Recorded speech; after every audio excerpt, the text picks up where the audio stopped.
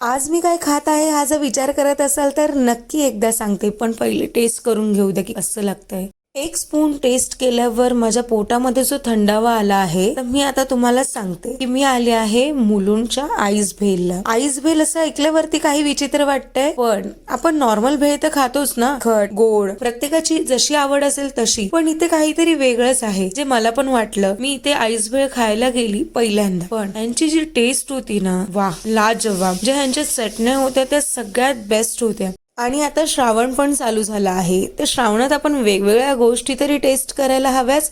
तर ही आईस भेल तुम्ही नक्की टेस्ट करा. आईस भेल ही नावाची आईस भेल नाहीये, त्याच्यामध्ये तुम्हाला चक्क असे बर्फाचे तुकडे पण मिळतील.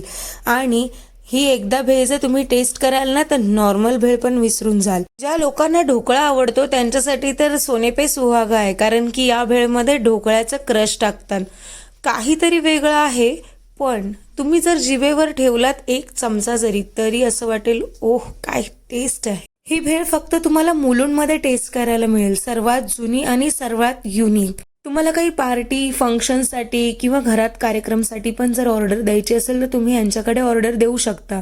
त्यांच्याकडे तुम्हाला 5 प्रकारच्या अशा वेगवेगळ्या चाट मिळतील. त्याच्यामध्ये तुम्हाला मिळेल सेवपुरी, दहीपुरी आणि सगळ्यात बेस्ट अशी त्यांची ढोकळा चाट. ढोकळा फक्त आपण खाल्लेला आहे, पण ढोकळ्याचा चाट कधी तुम्ही टेस्ट केला आहे का? नाही ना, तर स्पेशली ढोकळा चाट पण टेस्ट करायला तुम्ही इथे नक्की जा. पण त्याच्याबरोबर तुम्ही आईस भेल पण टेस्ट करा.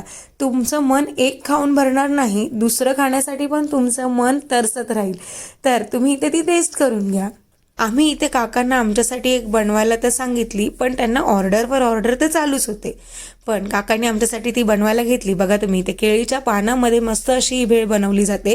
ह्याच्यात टाकली जातात कुरमुरे, फरसाण, पापडी, वेगवेगळ्या प्रकारच्या सगळ्या गोष्टी, आणि त्याच्यामध्ये टाकल्या जातात ते चटण्या, त्यांच्या सिक्रेट्स आणि सगळ्यात टेस्ट. काकांनी बघा मिक्स करायची पण एक युनिक पद्धत आहे. तर इथे आपली आईस भेल अशी तयार झालेली आहे. भेळ तयार झाल्यावर तुम्ही बघू शकता किती जबरदस्त अशी दिसत आहे. तर भेळ इथे आपण टेस्ट करूया. इथे मी भेळ टेस्ट केल्यावरती मी खरंच भेळच्या प्रेमात पडलेली आहे आणि एवढीच चविष्ट भेळ आहे. तर तुम्ही कधी येताय इथे ही भेळ टेस्ट करायला आम्हाला नक्की सांगा.